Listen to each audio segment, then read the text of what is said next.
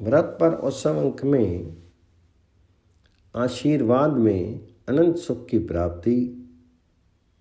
श्रुति, स्मृति, इतिहास, पुराण आदि सभी धर्म ग्रंथ इस बात के प्रमाण हैं कि सर्वोत्कृष्ट मानव जीवन एक व्यवस्था, क्रम, नियम, विधान और तपस्या युक्त वैचारिक सरणी आदि के कारण अभिलक्षित लक्ष्य प्राप्ति की ओर बढ़ते हुए सार्थकता का उद्घोष करता है। इस रहस्य को जानते हुए भी, साधना और तपस्या के अतिशय महत्व को स्वीकार करते हुए भी यदा कदा आकर्षण, प्रत्याकर्षण, मोह सलील जाल में फंस करके चित्त से थरे को खो करके मानव भ्रांति मान हो जाता है। यह जीवन की विडंबना है। इस पुण्य भूमि भारत में अवतरित महान आत्माओं ने कलुषित जलधारा में बह करके पथभ्रष्ट होने वाले मानवों के उद्धार के लिए उपाय निर्देश करते हुए अनेक श्लाघ्य प्रयत्न किए हैं, जिनके अवलंब से तमस हट जाता है और स्वर्ण में रश्मियाँ दृष्टिगोचर होती हैं। जीवन को सुंदर से सुंदरतम बनाने और उसकी सर्वोच्चता सिद्ध करने के नाना मार्ग हैं। अन्य जीवधारियों के समान मानव आहार, निद्रा, भय, भ्रांति का ही पुजारी नहीं है।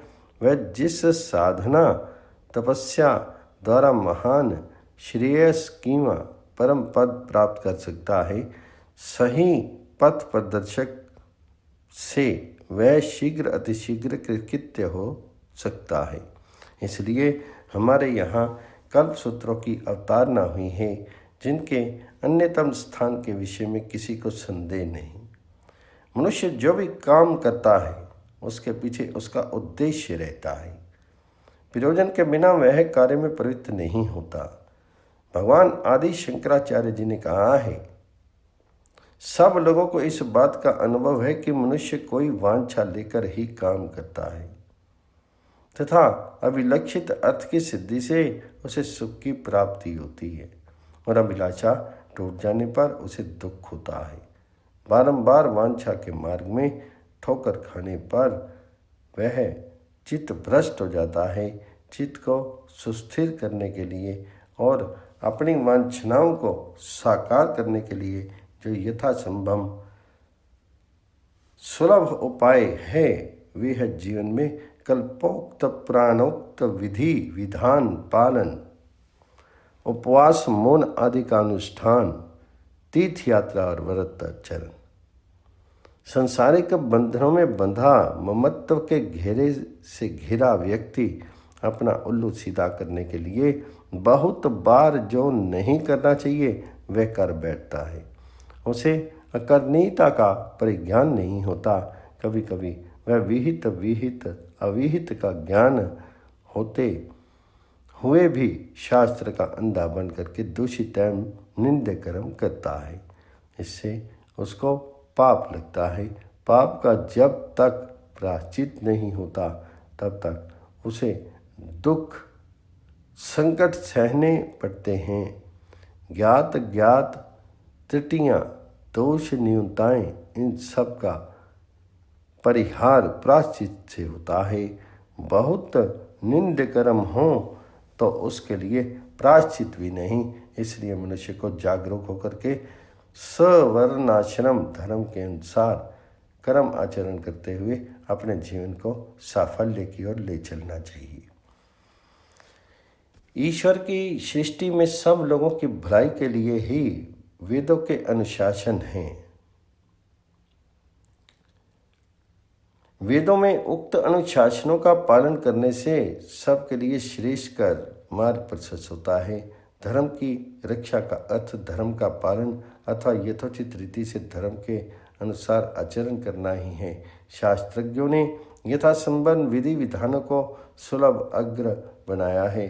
काल अर्थात ऋतुओं और मासों के समय चक्र की स्थिति की दृष्टि में रख करके तत्काल में उपलब्ध प्राकृतिक संपत्ति को देखते हुए मनीषियों ने किस समय पूजा पाठ अथवा व्रत अनुष्ठान करना चाहिए, किस समय के अनुष्ठान से विशेष फल प्राप्ति होती है, इन सब का विवरण दिया है। दूसरे शब्दों में, श्रेष्ठ कामी व्यक्ति, चाहे वह स्त्री हो या पुरुष, बालक हो या वृद्ध, पंडित हो या पामर, दुष्कर्मों से बचने का प्रयत्न कर सकता है। अपने पापों से निवृत्त होकर के दिव्यता प्राप्त कर सकता है। दिव्यता को मांग है मन शुद्धि। देश काल के अनुसार व्रतों के रूप और आचरण के भेद हो सकते हैं, परंतु सबके मूल में एक तत्व की पहचान हो सकती है। कारण यह है कि सबके लिए मूल स्तोत्र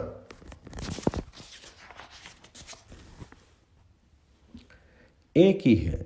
उदाहरण के लिए, हम सनातन धर्म अनुयायियों में प्रचलित सर्वत्र लोकप्रिय श्री गणेश जी के व्रत को लीजिए। हमारे देश के प्राय सभी प्रदेशों में ये व्रत मनाया जाता है। ये लक्ष्य करने की बात है कि प्रादेशिक विशेषताएं विभिन्न स्थानों में रहने वाली बरसात की जलधारा की भांति उसमें सम्मिलित रहती हैं। ऐसे व्रत राष्ट्रीय पर्व की मान्यता प्राप्त करके लोगों को एक सूत्र में बांधने में भी समर्थ होते हैं। विविधता में एकता का संदेश देने वाले ऐसे व्रत लोक कल्याण की भावना को सुदृढ़ करते हैं। इसलिए ऐसे संदर्भ में कई जगहों में आध्यात्मिक जागरूकता के साथ साथ सांस्कृतिक समुन्नयन भी देखा जाता है। आध्यात्मिक केंद्रों में वेद वेदांगों की चर्चा दैनिक प्राण जाप और विभिन्न शास्त्रार्थों के मंथन के रूप में होती हैं। देश काल की विशिष्ट समृद्धियों के कारण उनमें ऐतिहासिकता एवं सर्वकालिकता, सर्वजनीनता और सर्वात्मकता का स्वरूप स्पष्टता दृष्टिगोचर होने लगता है। लोगों के मन में ऐसे पर्वों के प्रति निरंतर आकर्षण होता है। आतुरता से लोग उनके आगमन के समय की प्रतीक्षा करते हैं। कल्पोक्त सभी व्रतों में कुछ सामान्य विशेषताओं का आकलन किया जा सकता है, यथा ध्यान, आवाहन आदि षोडशोपचार, विशिष्ट पत्र, पुष्प, समर्पण, नैवेद्य, रूप चढ़ाने योग्य पदार्थ और उनकी संख्या का भी निर्देश आवश्यकता के अनुसार होता है। प्रत्येक व्रत से संबंधित कोई ना कोई कथा होती है जिसमें व्रत अनुष्ठान करने वाले व्यक्ति को व्रत की सांगता से प्राप्त होने वाले फल का कथन होता है। ध्यान देने की बात है कि जो व्यक्ति व्रत का आचरण करता है उसके लिए व्रत कथा का पठन या श्रवण परम आवश्यक है। पूजा विधान संस्कृत में होने से और व्रत कथा का विवरण भी संस्कृत में ही होने से सामान्य जनता अपनी अपनी प्रादेशिक भाषाओं में कथा पढ़ने या सुनने की आकांक्षा प्रकट करती है। कुछ स्थानों में तो प्रादेशिक भावनाओं का प्राधान्य होता है। व्रतों की कथाओं में अंत में प्राय सभी में एक वाक्य होता है। सभी व्रतों में ये श्रेष्ठ व्रत है। लोगों के मन में इस बात को लेकर संदेह होने की संभावना होती है। व्रतों में यही श्रेष्ठ है तो केवल इसका ही आचरण करें, अन्य का आचरण क्यों करें? सच तो ये है कि जो व्यक्ति जिस व्रत का आचरण करता है उसके मन में स्थिरता लाने के लिए और अटूट विश्वास उत्पन्न करने के लिए इसका उल्लेख हुआ है। इसका यह अर्थ नहीं कि अन्य किसी व्रत का आचरण अनावश्यक है। पूजा उपासना में सो अहम भाव की प्रधानता होने से व्रत अनुष्ठान में प्राण प्रतिष्ठा प्रारंभ में होनी चाहिए। प्राय सभी व्रतों में इसकी अवस्थिति है। मौन व्रत, उपवास व्रत आदि में तो उपास्य में एकाग्र चित्ता की अपेक्षा है। जिस देवता को की उपासना करते हैं उसकी जब तक उपासना होती है तब तक उसका आवाहन होता है और पूजा के अंत में उसका विसर्जन हो जाता है। इसलिए प्राण प्रतिष्ठा के समय प्रार्थना की जाती है। यह विधि विधान की बात है। अन्यत्र तो पूजा का स्वरूप भिन्न है। जप पारायण आदि के समय का क्रम पृथक ही है। व्रतों में एक सामान्य बात है, उपवास और जागरण। लेकिन सभी व्रतों में इसका विधान नहीं है। शिवरात्रि, ऋषि पंचमी आदि व्रतों के उद्यापन में इसकी विशेष महत्ता है। उपवास और जागरण से काया की और मन की शुद्धि होती है। व्रत आचरण करने वाले का बाह्य अभ्यंतर शुद्ध होना चाहिए। जिस दिन जागरण किया जाता है उस दिन व्रत आचरण के पूर्व क्या क्या क्रियाएं करनी चाहिए, इसका उल्लेख ग्रंथों में हुआ है। जागरण के दूसरे दिन आचरणीय विषयों का भी उल्लेख हुआ है। होम, हवन, ब्राह्मण भोजन आदि बातों का ध्यान व्रत उद्यापन में विशेष रूप से होना चाहिए।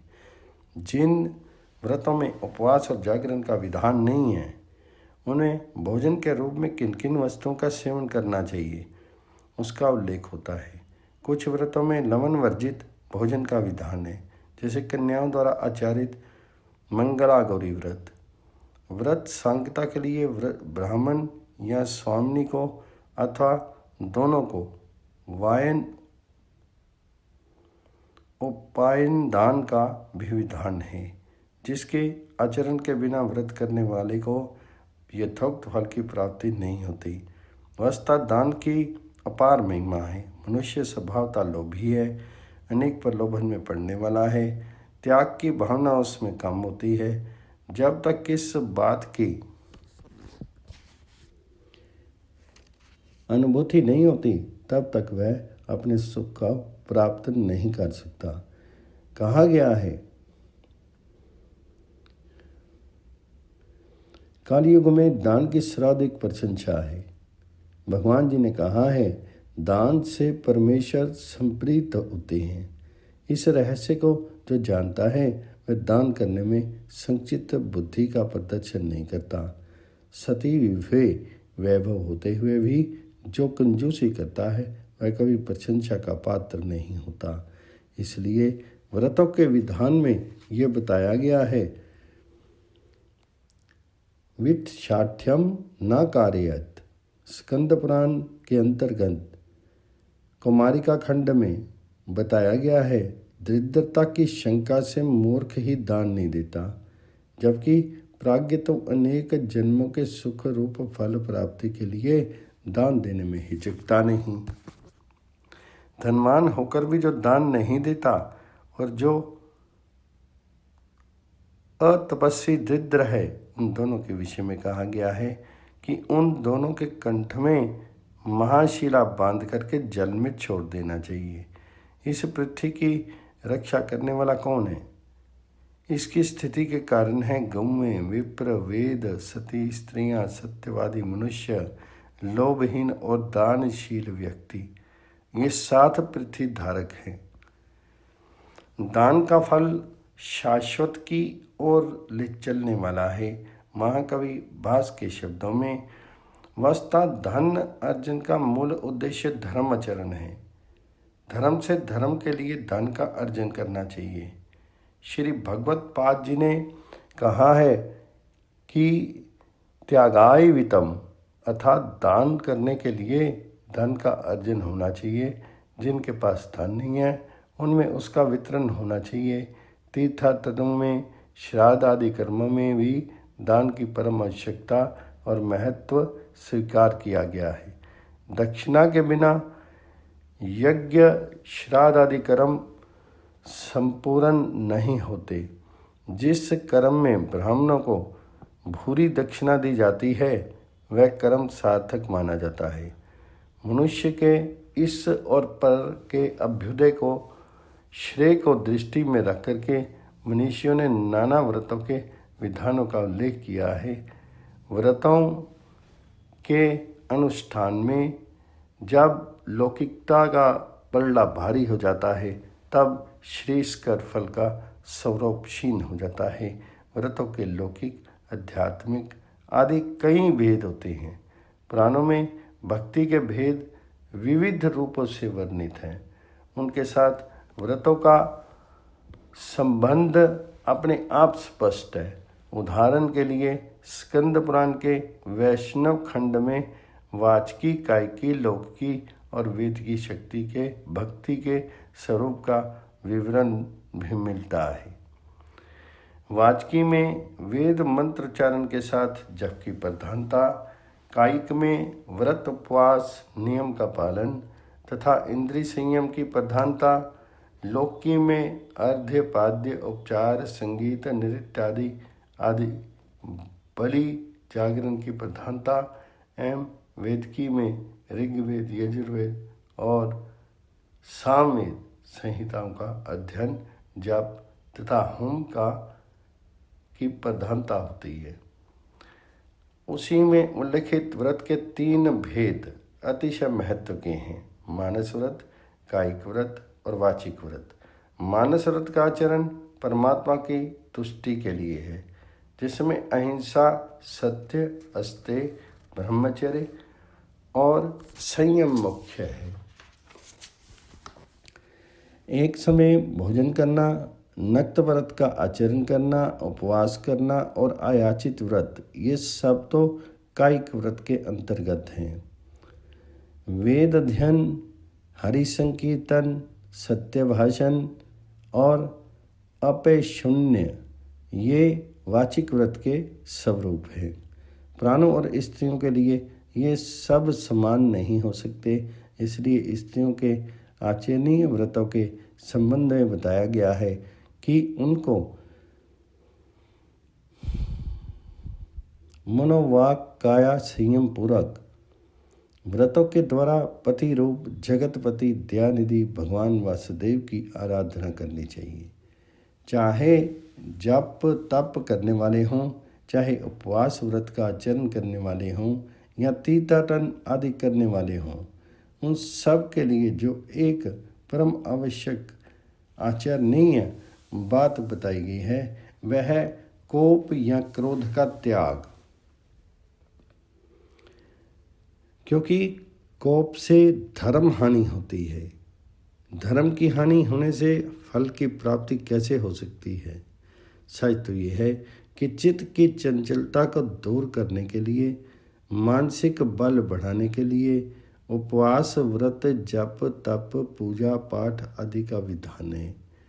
लौकिक कामनाओं के लिए और यज्ञ प्राप्ति के लिए, यश की प्राप्ति के लिए ही उनकी सीमा का निर्धारण नहीं करना चाहिए। उससे परम लक्ष्य की प्राप्ति नहीं होती। परम लक्ष्य की प्राप्ति उन्हीं लोगों को होती है जो ज्ञानी या तत्वविद है। भगवान जी ने कहा है, साधना के पथ पर चलने वाले सहस्त्रों लोगों में लक्ष्य की प्राप्ति के लिए प्रयत्न करने वाले विरले ही हैं, जिनमें कोई एक ही तत्वता भगवान जी को जानने वाला होता है। भगवान को ज्ञानी अत्यंत प्रिय हैं। आर्त जिज्ञासु अर्थार्थी और ज्ञानी, इनमें ज्ञानी ही नित्य मुक्त हैं और एक भक्ति वह समाहित चित्त और ब्रह्मचित्त है तथा परमात्मा को प्राप्त करने वाला है। कहा गया है कि कोई भी कर्म करते हैं तो उसका दृष्ट अदृष्ट फल होता है। फल के विषय में महर्षियों ने कहा है कि ये 3 रूप में हैं। भूमो सुखम सर्ग भोगा केवल्यम इति भेदता, अर्थात मृत्युलोक में सुख, स्वर्ग का भोग और केवल्य। इससे मनुष्य जो भी पुण्य का काम करता है उसके परिणाम स्वरूप प्रथम 2 फल अर्थात इसमें सुख और स्वर्ग भोग प्राप्त होते हैं। कर्मजन्य होने के कारण इनका क्षय हो जाता है, जबकि तीसरा फल केवल्य कर्मजन्य न होने के कारण शाश्वत है। प्राणों में तीर्थ व्रत आदि को महामन्वित गाथाओं का उल्लेख होते हुए भी ये स्वीकार किया गया है कि ज्ञान सर्वोपरि है, उससे ही मोक्ष की प्राप्ति होती है। तीर्थाटन करने वाले तथा पुण्य तीर्थों में निवास करने वाले लोगों के पुनर्जन्म की कथाएं भी पुराण में आई हैं। तब तो तीर्थाटन आदि की प्रशंसा व्यर्थ ही है क्या? नहीं, क्योंकि इससे मन संयमित होता है और ज्ञान का पथ प्रशस्त होता है। वाराणसी जैसे क्षेत्रों में रहने वाले लोग सत्य सन्मार्गगामी हों तो शरीर पात के बिना स्वयं भगवान शिव से ज्ञान का उपदेश पा करके भाव सागर से पार जाते हैं। जिनके हाथ पैर और मन सुसंयत हैं तथा जिसकी सभी क्रियाएं निर्विकार हैं, वही तीर्थ का फल भोगने वाला है, वही तीर्थ का फल पाने वाला है। और जो व्यक्ति ध्यान से पवित्र होकर के ज्ञान जल में राग द्वेष रूपी मल को दूर करके मानस तीर्थ में स्नान करता है, वह परम गति को प्राप्त करता है। अर्थात जो ज्ञानी है वही परम पद का अधिकारी है।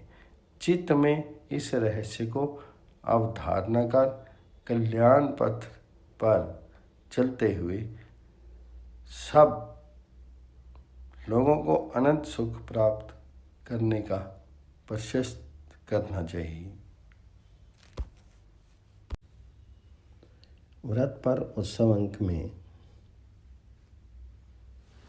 कालजयी मूल्यों का पर्व विजयदशमी। भारतीय सनातन धर्म की परंपरा में पर्वों, नदियों एवं तीर्थों का अत्यधिक महत्व है। ये पर्व इक्षुदंड के पर्वों की भांति अपने पूर्ववर्ती और परवर्ती के मध्य सेतु का दायित्व निभाते हैं। पूर्व से रस ग्रहण करके अग्रवर्ती को प्रगति प्रदान करने के लिए, उसे पुष्पित, पल्लवित और विकसित करने के लिए प्रेरणा देकर के गति एवं पोषण प्रदान करते हैं, उन्हें शक्ति देते हैं और भावी पीढ़ी को अपने पार्श्वदर्शी के लिए ऐसा ही करने का न केवल प्रशिक्षण देते हैं, प्रत्युत इस दायित्व के निर्वाह हेतु स्वयं अपने परम शक्ति को संचित भी रखते हैं। पर्व अखंड काल धारा के अविच्छिन्न प्रवाह का वह परम पवित्र महता सम्मिलित तथा लोकशास्त्र द्वारा स्वीकृत बिंदु है, जिसके साथ प्राकृतिक, मानवीय, सांस्कृतिक, पर्यावरणीय एवं नैतिक परंपरा का ऐतिहासिक संबंध होता है। वह प्रत्येक मनुष्यों को एक दूसरे से जोड़ता है, संसारिक और आध्यात्मिक संबंध को सुदृढ़ बनाता है तथा जल, स्थल, पर्वत, वृक्ष, देवी देवता और जड़ चेतन सभी के साथ आत्मीयता स्थापित करता है। यही कारण है कि प्रायः सभी तीर्थ नदियों के तट पर स्थित हैं और तीर्थों में पर्वों का आयोजन विशेष फलदायी माना गया है। अथवा यूँ कहें कि तीर्थों और पर्वों का परस्पर घनिष्ठ संबंध है। सर्ग अदिपि ग्रीष्यसि भारतभूमि में प्रत्येक अश्विनी मास के शुक्ल पक्षीय दशमी तिथि को मनाया जाने वाला विजयदशमी का पर्व यहाँ के मुख्य पर्वों में से अन्यतम है। कालिका उपपुराण, श्री वाल्मीकि रामायण, श्री रामचरितमानस एवं अन्य अनेक धार्मिक ग्रंथों के अनुसार भारतीय जनता के प्राण तथा जन जन के कंठहार मर्यादा पुरुषोत्तम श्री राम के साथ इस पर्व का संबंध है।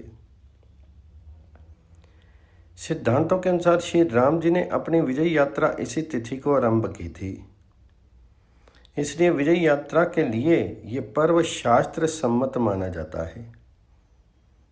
भारतीय काल गणना के अनुसार इसका आरंभ आज से लगभग 9 लाख वर्षों पूर्व सिद्ध होता है। ज्योतिष के सिद्धांत के अनुसार इस समय ऐसे ग्रह नक्षत्रों का संयोग होता है जिससे विजय यात्रा का श्री गणेश करने पर विजय यात्री को जय की प्राप्ति होती है। इसलिए शास्त्र शताब्दियों से इस तीर्थ में राजागण अपने राज्यों की सीमा का अतिक्रमण करते रहे हैं और यो भी भगवान श्री राम की विजय यात्रा के स्मरणार्थ मनाया जाने वाला विजयदशमी का पर्व आज भी अपने अनेक शाश्वत मूल्य वक्ताओं के कारण प्रासंगिक है, क्योंकि इनके मूल्य कालजयी हैं। इनसे मानव जाति को व्यापक लाभ की प्राप्ति तो होती ही है, साथ ही संपूर्ण विश्व अंतकाल पर्यंत सतत प्रेरणा भी ग्रहण करता है। जैसे श्री राम द्वारा रावण पर कृत विजय देवी एवं मानवीय गुणों, सत्य, नैतिकता तथा सदाचार की राक्षसी एवं मानवीय दुर्गुणों, अनैतिकता, असत्य, दंभ, अहंकार और दुराचार पर विजय है। ये पर्व न्याय की जीत एवं नारी जाति के अपमानकर्ताओं का संहारक है। धर्म, तपश्चर्या, साधना, समर्पण, निष्ठा, मर्यादा तथा भगवत आस्था का रक्षक है। विनम्रता, त्यागशीलता, सौहार्द में जीवन पद्धति एवं प्राकृतिक परिवेश का गर्व, उन्नत कृत्रिम उद्दंड एवं मानवीयता के प्रति शत्रुता रखने वालों पर दिग्विजय का प्रतीक है। ये पावन पर्व गर्वीले और जड़ वृत्ति संपन्न ज्ञानियों के जन सम्मर्द का न केवल मानमर्दक है, अपितु तमसो माँ ज्योतिर्मय की ज्योति से अज्ञान अंधकार का विनाशक भी है। भक्तों के प्रति वात्सल्य, ऋषियों, मुनियों एवं देवी देवताओं के प्रति पूज्य भाव, जटायु तुल्य प्राणी तथा समर्पित पक्षियों के प्रति आदर, शबरी तथा केवट सदृश सदायस्तापूर्ण जनों के प्रति स्नेह, वनवासियों, उपेक्षितों के लिए प्रेम, अंगद, हनुमान, जामान और सुग्रीव जैसे सेवकों के प्रति प्रीति, नदियों के प्रति सम्मान, वनों पर्वतों के प्रति कृतज्ञता, त्रिजटा, लंकनी एवं ऐसे अनेक राक्षसगण जो विरोधात्मक दृष्टि से ही सही भगवान जी का सतत ध्यान करते थे, उन्हें भी मुक्ति प्रदान करने के भाव से निरंतर काल से इस धराधाम को अपनी प्रासंगिकता और उपयोगिताओं के द्वारा ये पर्व धन्य करता है और कर रहा है, करता रहेगा, क्योंकि इस तिथि की ये विजय यात्रा मात्र लंका या रावण पर ही जाने वाली राजनीतिक जय मात्र नहीं है, प्रत्युत सनातन धर्म एवं मानवीय मूल्यों की संराष्ट्रोत्पत्ति का मूल अभित्यात्मक शिलान्यास है और है लोभ, हृदयहीनता, मोह, द्रोह, मद, मत्सर एवं निर्दयता का निकंदन। इस विजय के पश्चात प्राप्त किसी भी राज्य पर श्री राम ने कभी स्वयं आधिपत्य नहीं रखा, प्रत्युत उन्होंने रावण का राज्य विभीषण एवं बाली का राज्य उसके भ्राता सुग्रीव को लौटा दिया। राजनीति की शिक्षा ग्रहण करने के लिए अपने शत्रु रावण के पास कनिष्ठ भ्राता लक्ष्मण को भेजा। गुणग्राहकता, परोपकार, एक नारी व्रत, ब्रह्मचर्य, लोक विनाशक अवांछित तत्वों का विनाश, अरण्यगिरी तथा गहरों की अनेक खार दूषणों से रक्षा, सामान्य साधनों से भी महत्तर तथा असंभव साध्यों की सिद्धि, क्रिया सिद्धि सत्वे भवति महताम नोपकरणों को सार्थकता प्रदान करने, पीड़ितग्रस्त आत्र एवं उपेक्षित जड़ चेतन को सुख, संतोष एवं महत्व प्रदान करने, चक्रवत परिवर्तनते दुखानी च सुखानी की शिक्षा देने, दुख में धैर्य धारण करने, धैर्य धना ही साधवा की मिसाल खड़ी करने एवं सुख के समय कभी न इतराने के उपदेशार्थ आरंभ हुई थी। ये यात्रा और इन सिद्धांतों के परिपालनार्थ प्रतिवर्ष मनाया जाता है ये विजय दशमी का पवित्र पर्व। ये स्वर्णिम काल बिंदु अशरण, शरण, अकारण, करण, कर्णावर्णाले, अनंतकंद, दशरथनंदवर्धन, अवध बिहारी, भाव विहारी, अजानुबाहु, सत्यसंध, मोहरसस्क भगवान जानकीनाथ श्री राम के पद चिन्हों पर चलने हेतु दृढ़ व्रत लेने, कृत संकल्प और कृत प्रयत्न होने का शुभ मुहूर्त है। दशहरा के नाम से लोक प्रख्यात ये वेला अकारण और निरपराध लोगों को सतत रुलाने वाले रावण के अहंकार रूपात्मक 10 सिरों और पुरुष की दुरुपयोगिनी 20 भुजाओं के विनाश की प्रतीक है। वर्षा विगत शरद ऋतुवाई की संसूचिका है।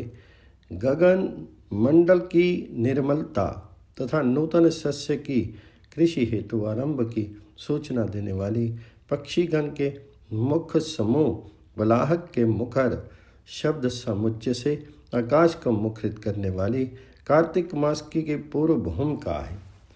अनेक मतों, देशों एवं जातियों में ये नूतन वर्ष का मुख्य द्वार है। राजनीति विशारद राजपुरुषों के लिए सीमा विस्तार निमित्त प्रेमदायी उत्सव काल है। जगत के लिए जीवनदायी प्राविष्ट कालखंड की पूर्णता का आनंद दिवस है।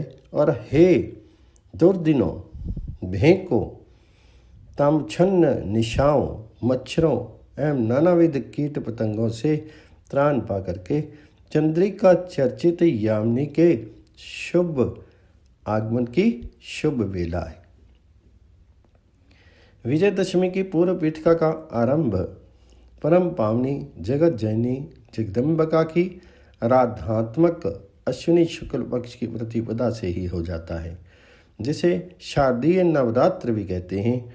9 दिनों तक आराधना, अर्चना तथा नियमित सेवा आदि व्रतों से जन्य शक्ति संचय का मानो उद्देश्य ही यही होता है कि उस शक्ति की समुचित संचित राशि के द्वारा सुमति से कुमति, सत से असत, सदाचार से अनाचार, अत्याचार, प्रेम से ईर्ष्या द्वेष, मृदुता से परुषता तथा करुणा एवं मैत्री द्वारा निर्दयता और रिपुता वैर भाव को सरलता से जीता जा सके। इस समय समूची प्रकृति में आशा, उत्साह एवं स्वाभिमान की उताल तरंगें सतत तरंगायित होती देखी जा सकती हैं। तभी तो शक्ति का उपासक आज प्रभृति मंत्रों से संपूर्ण अंबर को गुंजायमान कर देता है। शेमला भाई जागर्ति जगदम्बिका रूपम देहि जयम देहि यशो देहि द्विषो जहि प्रथम शैलपुत्री चदित्यम ब्रह्मचारिणी तित्यम चंद्रघंटेति कुष्मांडेति चतुर्थकम पंचम स्कंदमातेति षष्ठम कात्यायनीति च सप्तम कालरात्रिति महागौरीति च अष्टकम नवम सिद्धिदात्री च न दुर्गा प्रकीर्ता।